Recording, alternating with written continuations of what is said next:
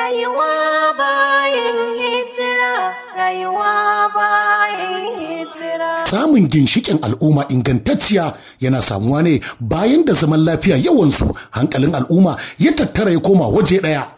Wai shi Walid, wai me sa kwana biyu na bana gani kana zuwa makaranta? Kai ka sani kuma kai na ba labarin hijira da haka ne? Haka ne.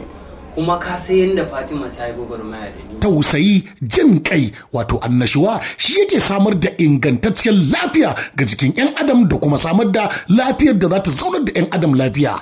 Rayuwa bayan hijira. Zango na biyu. To da Allah please I'm sorry abokina, muna nan dai muna yin iya bakin kokarin mu. Amma gaskiya ina tausaya man shi. Bayan da al'umma ta tarwatsa, rai hankali ya tashi, zuciya ta gurfana ba inda take tunani ba, haka zalika asarar gidaje da kuma rayuka daban-daban.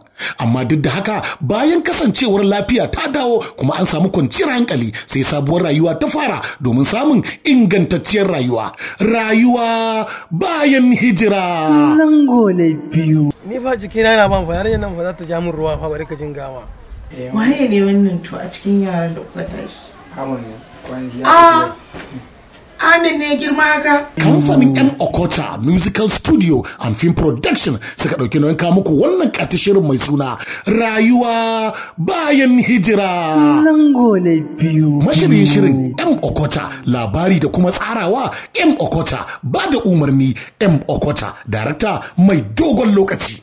Sai ku subscribe ku danna mana karawa a YouTube channel ɗinmu mai suna M Okota TV, a nan ne kadai wannan shirin zai fara zuwa muku. Haka zalika ga wata dama ta musamman da zamu bawa masu kallon mu da mu biyan mu a YouTube channel ɗinmu mai suna M Okota TV. Lambobin su ne kamar haka: 08063083623 ko kuma 08029591663 domin tattaunawa kai tsaye da kuma tambayoyi ko kuma ba da shawarwarin ku. Rayuwa bayan hijira. Zango na biyu. Yana nan tafi.